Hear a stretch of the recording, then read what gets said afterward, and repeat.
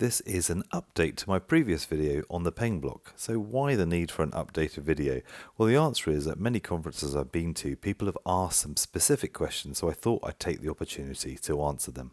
So I'm going to cover the indications for the Peng block, the innervation of the hip, specifically the anterior aspect of the hip. We'll talk about anatomy and sonoanatomy, I'll give you some scanning tips, and then I'll show you a block. At this point, I'd like to give a shout out to Block It Like It's Hot, and if you scan this QR code, it will take you to our website, blockitlikeitshot.com, and the episode on the hip, where we discuss all of the controversies associated with it and the Peng block features. So what are the indications for the Peng block? Well, I think an often under-recognized indication is for hip fracture analgesia, and some emergency practitioners would even argue the Peng block is easier to perform than a femoral nerve block. We have also got the option of total hip arthroplasty, and it has a great value in hip arthroscopy cases. So let's talk about the anatomy relevant for a Peng block. If we look specifically at anterior hip innervation, you'll see the femoral nerve, the obturator nerve, and the accessory obturator nerve all have an important role. Now let's look in a bit more detail. You'll see here how the articular branches of the femoral nerve and the accessory obturator nerve pass over the superior pubic ramus to supply the anterior capsule of the hip, along with the obturator nerve, which has passed through the obturator foramen to have an important contribution. And actually, if we look at the different quadrants of the anterior hip joint, you'll see the femoral nerve is really important, but the other nerves also have a role. So why not just perform a femoral nerve block then? Well, it comes down to this. Nowadays, we want our patients to ambulate after surgery, so it's important to do what we can to minimize the motor effect.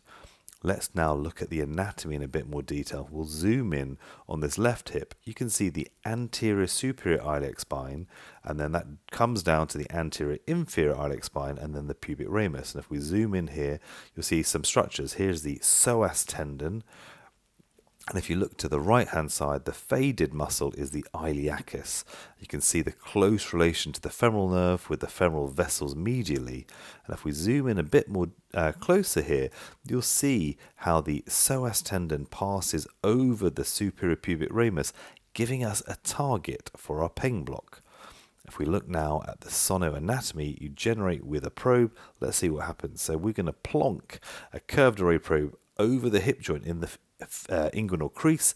You'll see the femoral head there in the hip joint. If we slide up, we're going to get to a point where we get the anterior inferior iliac spine. If I just move the probe to line up with the superior pubic ramus, you can then see the structures highlighted here. With the iliacus muscle and the psoas tendon, we're going to go back to the hip and come back up again. At this point, you can see here nicely demonstrated that anterior inferior iliac spine coming down to the superior pubic ramus. The psoas tendon, or the condensation of the psoas tendon, you can see running over the superior pubic ramus. We have, of course, got the femoral nerve just underneath the fascia iliaca at the superior aspect of the iliacus muscle, with the femoral artery medial to it. So let's have a look at a block taking place here.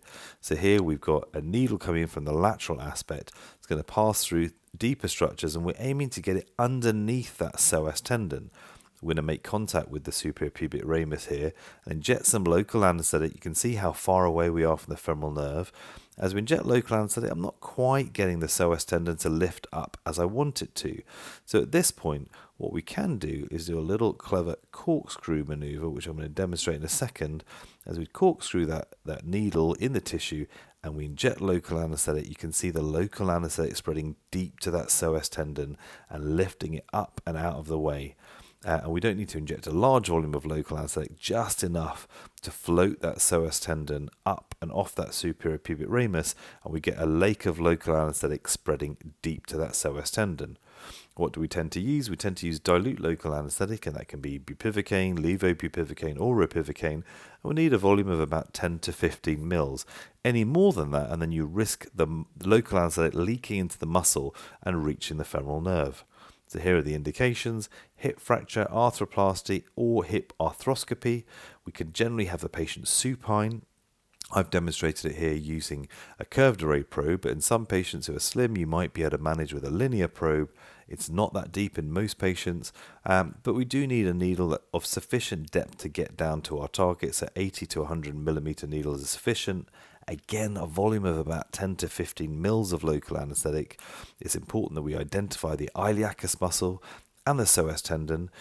It's nice if you can see the anterior inferior iliac spine and the iliopubic eminence, or that part of the superior pubic ramus. Be careful of the femoral artery and the nerve. Make sure the needle is and the local anaesthetic is nowhere near those structures. And when you insert the needle, you just need to make sure that you're not inserting it too lateral, because you run the risk of damaging the lateral cutaneous nerve of the thigh on your entry in. I hope you found that video useful.